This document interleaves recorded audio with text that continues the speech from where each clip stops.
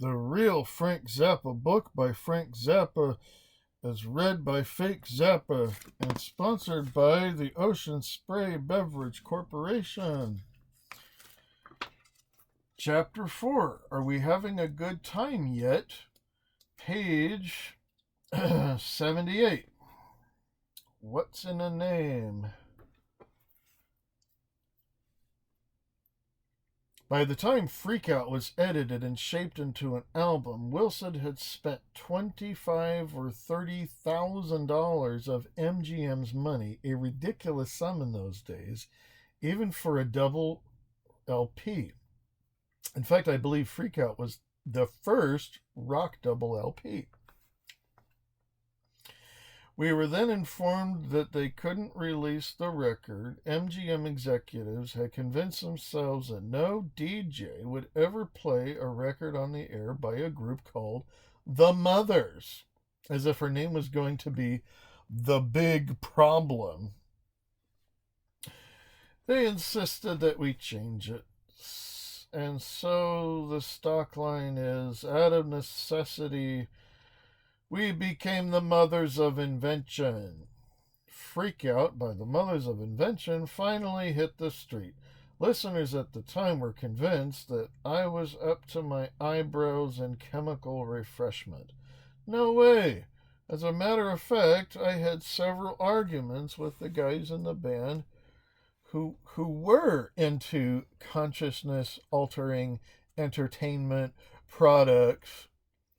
The whole thing blew up at a band meeting when Herb Cohen wanted to get rid of Mark Chica.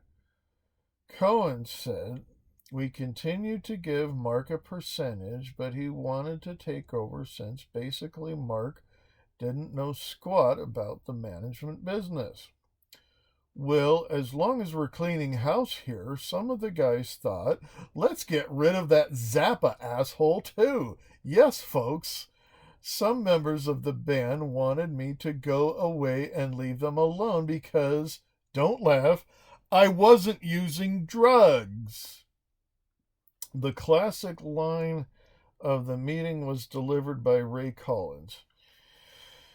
You need to go to Big Sur and take acid with someone who believes in God. See you. Our first tour. Undaunted by this fascinating suggestion, I continued my duties as the resident asshole. The first Mothers of Invention tour took place in 1966 at a time when hardly anybody outside of LA and San Francisco had long hair. We were all ugly guys with weird clothes and long hair, just what the entertainment world needed. Fuck all those beautiful groups. Page 80. It was a low-budget promo tour set up by MGM, taking us first to Washington, D.C. for a television show called The Swingin' Time on Channel 20, a TV dance show for the sons and daughters of our nation's leaders. The show had put together a freak-out dance contest and invited the contestants to dress freakishly for the event. How freakish were they? The weirdest guy in the room was wearing 2 different colored socks. In Detroit, we did a television show where we were asked to do something perverted. Lip sync our hit. We didn't have a hit, the producer said. Lip sync your hit or else. So I asked, do you have a prop department here? Fortunately, there was one. From it, I gathered an assortment of random objects and built a set. We had been asked to pretend to play either How Could I Have Been Such a Fool or Who Are the Brain Police? So I suggested each member of the group would choose a repeatable physical action, not necessarily in sync with, or even related to, the lyrics, and do it over and over until our spot on the show was concluded. Detroit's first whiff of homemade primetime Dada. Next stop, Dallas. We flew into Love Field and found ourselves walking down a long hall full of soldiers and sailors stopped dead in their tracks, staring in utter disbelief. They didn't say anything. They didn't throw anything at us. They didn't shoot us like Easy Rider. They just stood there. We were then whisked off to a shopping mall to some downstairs place where yet another TV teenage dance show was in progress. We played live on that one. The high point of the performance was Carl Franzioni, our go-go boy.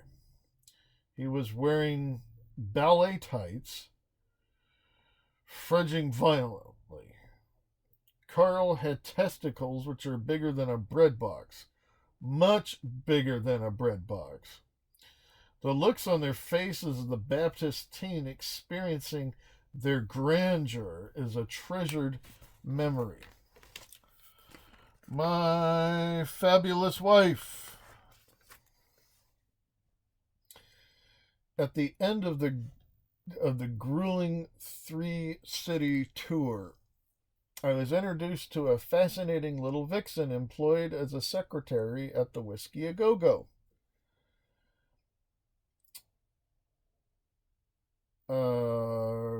Gail Sloatman. It took a couple of minutes, but I fell, don't laugh, in love, and we started living together, eventually memorializing the union in a severely ridiculous civil ceremony in 1967. We got married a couple days before I left for the first European tour. She was 9 months pregnant with delivery imminent. We went to New York City Hall, arriving just before closing time. I didn't have a wedding ring. In fact, Gail still doesn't have a wedding ring. There was a vending machine on the counter where you picked up the license that sold ballpoint pens with "Congratulations from Mayor Lindsay" printed on them, 10 cents apiece. I had to buy one in order to fill out the form. Then we rushed over to one of the little marrying cubicles. It was green inside and reminded me of a pool table. In the middle of the room was a cheesoid formica replica pulpit.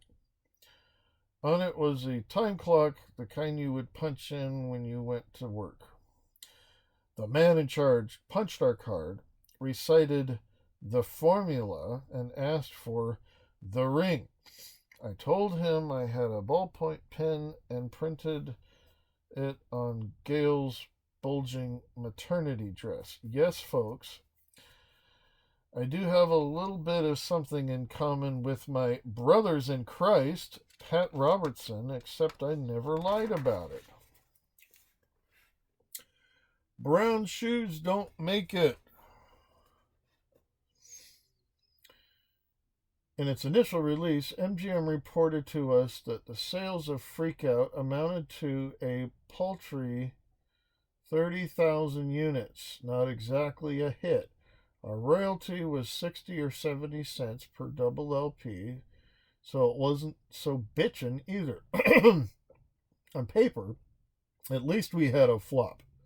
The accounting statements indicated that we owed MGM money. When it came time for us to do our second album, absolutely free, MGM proclaimed that we couldn't spend more than $11,000 on it. A world of secret hungers, preventing men who make your laws. Every desire is hidden away in a drawer in a desk by a Naga high chair on a rung where they walk and drool past the girls in the office. How they used to screw you. One size fits all. The recording schedules were ridiculous, making it impossible to perfect anything on the album. It was typical of the kind of bullshit we had to put up with until I got my own studio. When you record for a label, you're always working on their budget, on their schedule. When the budget runs out, that's it. If the master doesn't sound right, what the fuck do they care? It goes at anyways. It's only product to them. During this period, I began to hear rumors about problems within MGM. They had one of the best-selling records of all time, the soundtrack to Dr. Zhivago. But it turned out at least 250,000 units had disappeared out of the back door of the pressing plant. And the same seemed to be true of other MGM's artists' albums, including ours. The trick was called the pressing plant overrun. It was pretty simple. The pressing plant would get an order to press, say, 2,000 units of Dr. Zhivago. The guy operating the press would then be instructed, by whom we still don't know, to run off 4,000 units. Then some other guy would pull up in the middle of the night, open the back of his station wagon or truck or whatever. The boxes of records would get dumped in, and he'd drive off to another state and either sell the records to friendly dealers or trade them for rooms full of furniture, and the artist involved would get an accounting statement that showed their sales to be half of what they actually were. Everybody was having such a good time in flower power land, they didn't realize what kind of hose job they were getting. That was only the beginning of my problems with the multinational record companies. By 1984, I had sued the two industry giants, CBS and Warner's, when I had learned a lot more about creative accounting practices. We went through a major legal struggle with MGM over royalties on the first LPs. It took about 8 years to resolve. Part of their defense in the case was based on a claim that they had, don't laugh, fire and a flood in the part of the building where the records pertaining to the royalties were stored. Page 84. I usually don't listen to my records once they are finished and released. But in 1968, during the second European tour, we're only in it for the money, won the Dutch equivalent of a Grammy.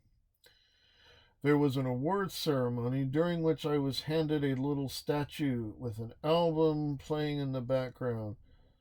I noticed that whole chunks of songs were missing. Someone at MGM had been offended by the lyrics and had arbitrarily chopped portions of them out. One instance, about 8 bars of music, just enough to fuck up the song on the way of the bridge. The big offender was a line from the song Let's Make the Water Turn Black. And I still remember Mama with her apron and her pad feeding all the boys at Ed's Cafe. I couldn't understand why anyone would chop that out. Years later, I learned that an MGM executive was convinced that the word pad referred to a sanitary napkin. He became obsessed with the idea that a waitress somewhere was feeding sanitary napkins to people in a restaurant and demanded, in violation of our contract, that it be removed. That guy needs to see a doctor. When I realized that the record had been censored, I told the people at the ceremony, I can't accept this statue. I prefer that the award be presented to the guy who modified the record because what you're hearing is more of his work than mine. I handed the prize to some people from the counterculture rock publication who desecrated it nicely and put it on display in their office. Boogers from Hell.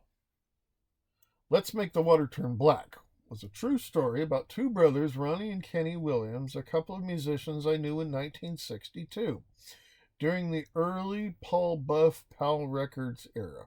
It was Ronnie who introduced me to Paul. It is difficult to describe these guys, their family, and their, quote, hobbies, end quote.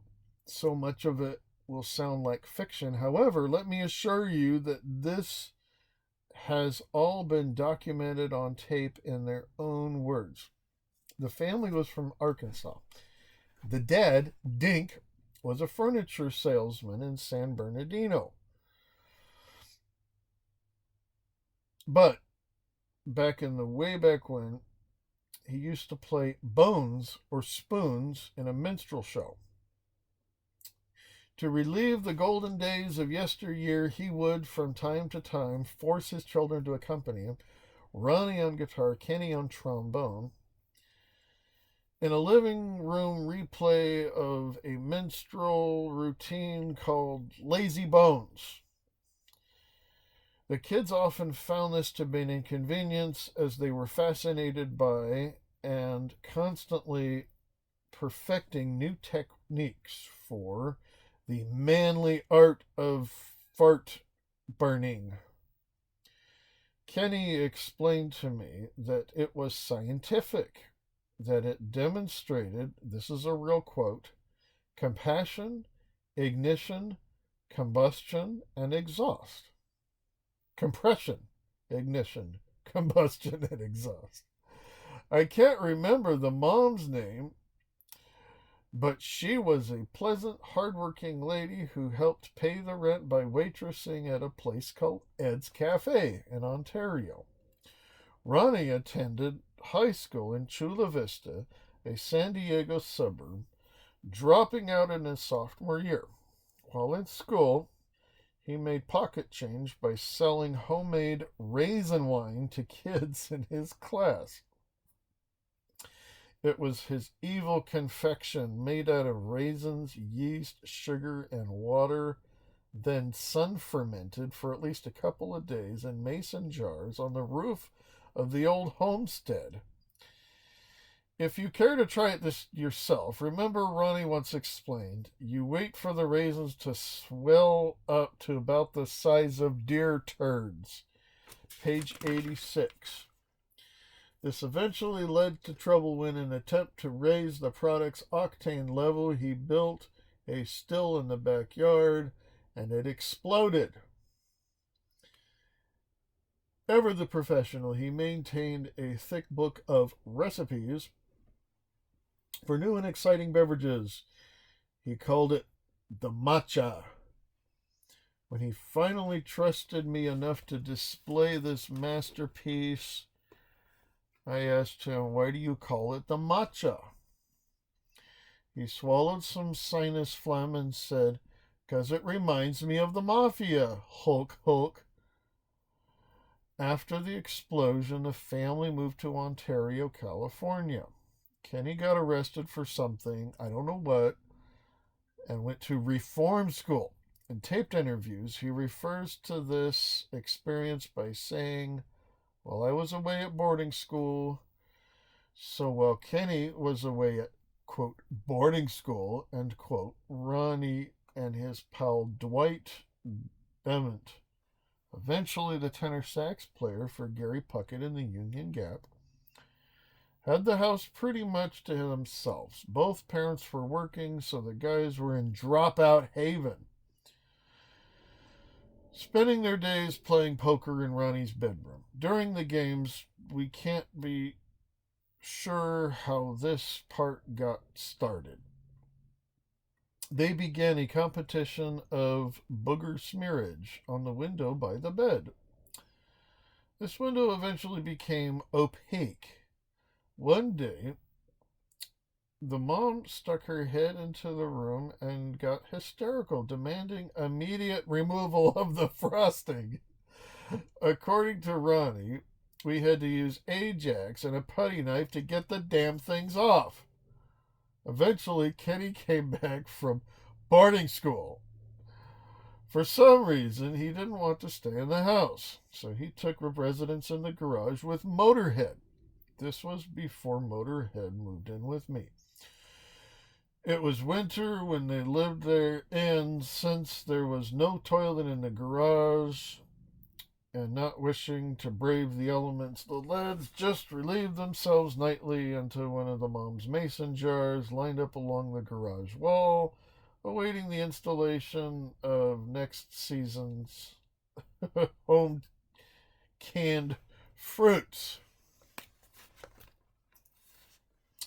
Now, Ronnie wasn't the only card player in the family. Kenny also liked to play.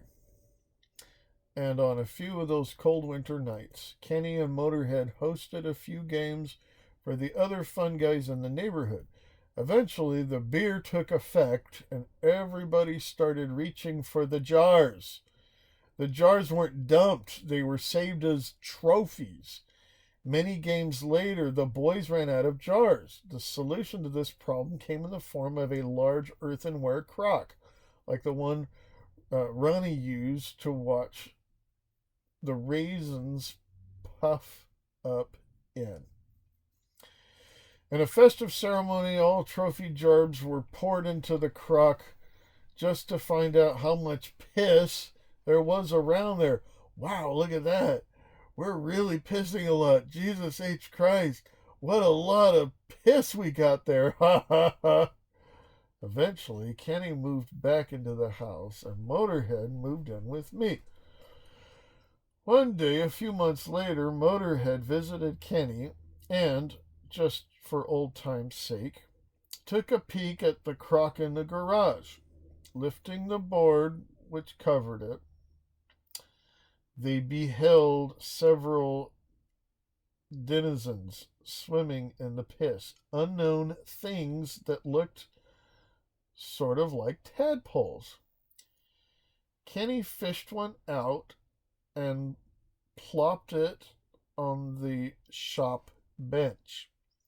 It had a tail and a head, which Kenny described as being about as big as your little fingernail, white with a black dot in the middle of it. Motorhead poked it with a nail and some clear stuff came out. Proud of their scientific discovery, they informed Dink. They were then instructed by the bewildered furniture salesman to pour that whole damn crock down the toilet, which is what they did. And to this day, friends somewhere in the depths of the Ontario sewage system, horrible jelly wigglers gurgle and multiply, waiting for their moment of heavy rotation on MTV. A mere oversight. Eventually, MGM made an inconvenient mistake. They missed an option pickup. They forgot to send us this little piece of paper that says, "We pick up your option. You are still under contract with us. We still want to make records with you. We still want you to make records for us." With this leverage, we negotiated a logo deal. Bizarre Productions was created, a label with an MGM company structure, a semi-independent entity. And so, Cruising with Ruben and the Jets and Mother Mania were released on Bizarre Verve label distributed by MGM. There was a lot of nonsense in the press when Cruising with Ruben and the Jets came out about how I, quote, fooled people, end quote. I heard one story that a DJ in Philly was playing it like crazy until he found out it was the Mothers, at which point he yanked it. The fact is, everybody knew it was the Mothers of Invention because it says it on the cover. Is this the Mothers of Invention recording under a different name in the last-ditch attempt to get their cruddy music on the radio? I convinced that album along with the same lines as the composition in Stravinsky's neoclassical period. If he could take the forms of cliches of the classical era and pervert them, why not do the same with the rules and regulations that applied to doo-wop in the 50s? The listener wouldn't really think that a song like Stuff Up the Cracks was an honest-to-goodness 1950s song. In terms of timbre, it's right on the fringe because of the vocal parts, but those chords would never happen in the original doo-wop. The songs of that period were locked into a choice of 3 flavors. 1, 5, 4, 5, 1, 6, 4, 5, like Earth Angel, or, yeah. Okay.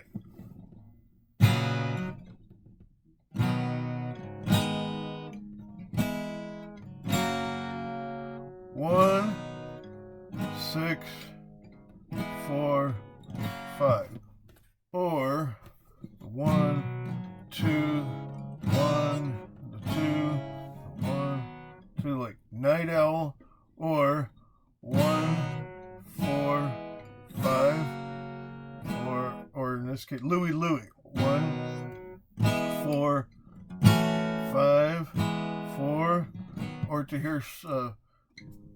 hear someone going from the 1 to the 3 chord to the flat 7 chord, or to hear someone going from the 1 to the flat 7. There are only a few examples of that type of harmonic deviation during the 50s. One of them being This Paradise, Donald Woods of the Bel Airs on Flip, so our chord progressions were not exactly the part of their tradition. That was consistent with the tradition of the album, which was approach to harmony, the type of the vocal style and the timbre used on it, and the simplicity of the most of the beats. Of course, some of the lyrics were on a sub-mongoloid level, but that was just another norm carried to an extreme. We made a wish and threw in a coin, and since that day our hearts have been joined. So, all you young lovers, wherever you are, the fountain of love is not very far. Give me a fucking break! Is this a song about a douchebag or what? Some people take that kind of lyric seriously. There are some dead giveaways on the album, too. For instance, the fade out of Fountain of Love, you can hear the opening of the Rites of Spring, the opening notes of Rite of Spring. One song has the background chant to Earth Angel superimposed on the chant from another song, and so on. The satire in Ribbon worked on 2 or 3 levels. I detest love lyrics. I think one of those cases of bad mental health in the United States is that people have been raised on love lyrics.